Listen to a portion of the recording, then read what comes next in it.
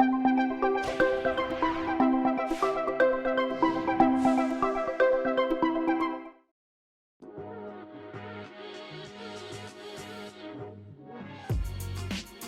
plus petit cirque du monde est né il y a 27 ans. C'est une aventure d'habitants. Donc ça a été créé par des habitants de la ville des Bagneux. L'idée du projet, c'était de partager une passion, la passion des arts de la rue, du cirque. Il y a une tradition de carnaval à Bagneux, ville populaire de la banlieue parisienne. Alors progressivement, avec le temps, dans ce projet-là, il y a eu l'envie d'aller plus loin. Ici, on est dans ce qu'on appelle des quartiers prioritaires, quartiers inscrits dans les cas de contrats de ville, donc de développer des projets à finalité vraiment sociale. Et depuis une quinzaine d'années, nous avons développé ce projet pour passer d'une association de petite taille à un projet plus structurant. Donc l'objectif final aujourd'hui de l'association, c'est de lier un volet artistique, un volet pédagogique et un volet social pour leur dire de façon claire comment est-ce que dans le même lieu, on peut avoir un lieu de création, une école et aussi un lieu de proximité comme un centre socioculturel.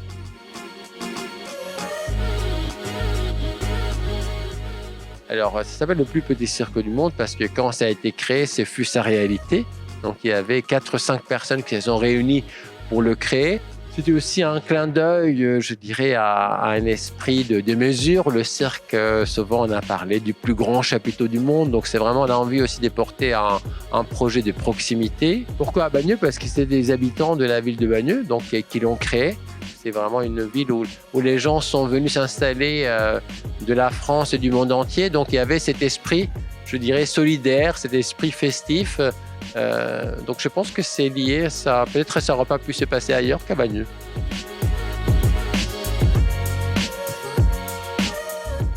Quand on a développé le projet, on s'est posé évidemment la question de qu'est-ce que le cirque et comment est-ce que le cirque est partagé. Donc effectivement, le cirque en lui-même est un art relativement récent parce qu'il a été créé il y a 250 ans. Donc c'est l'enfant de la révolution industrielle. Ça a été créé en Angleterre par un écuyer anglais. Et donc autour du cheval, de l'acrobatie équestre, progressivement, il a fédéré d'autres arts. Le cirque social, c'est à la fois une envie de lier l'art et la société. Après, ça serait trop général, donc on pourra dire ça ne veut rien dire. C'est aussi tout un travail qui est mené depuis des années pour créer un référentiel de compétences, créer des méthodes, créer des façons d'accompagner des jeunes artistes et des formateurs pour qu'ils puissent vraiment développer une méthodologie et des pratiques pour intervenir au plus proche et avoir des résultats probants dans l'accompagnement des habitants des quartiers. Alors le cirque est un art du risque. Encore aujourd'hui, on peut se demander pourquoi est-ce qu'on devient un artiste de cirque.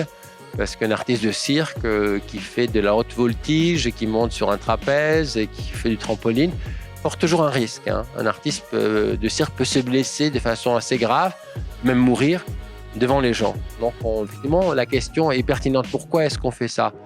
Parce qu'on est fou? Alors justement, cette question du risque et de la maîtrise, c'est quelque chose de fondamental, je dirais, dans notre aventure humaine. On en est aujourd'hui là parce qu'on a voulu prendre des risques. Donc inverser cette question, de se dire qu'est-ce que ça m'apporte, c'est que je pense c'est l'attrait du cirque. Quand on fait du cirque, on travaille sur la maîtrise de ces risques-là. Comment est-ce que l'impossible devient possible? Finalement, c'est dépasser ses propres limites, mais c'est un dépassement collectif. C'est pas un dépassement individualisé, c'est pas un dépassement égoïste. Je m'explique. Avec le cirque, on apprend que pour maîtriser le risque, on va être dans le lien avec les autres, qu'on a besoin du partenaire. C'est quand on fait du cirque qu'on a besoin de la parade, d'un partenaire qui va vous longer, qui va vous mettre en sécurité, qui va vous aider à ne pas tomber. Quand on fait des pyramides, on va les construire ensemble. Moi, j'en ai fait du cirque il y a quelques années.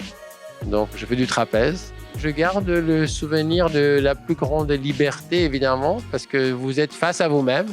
L'artiste de cirque, je pense, c'est ça aussi, je dirais, son défi. Il prend un risque, justement.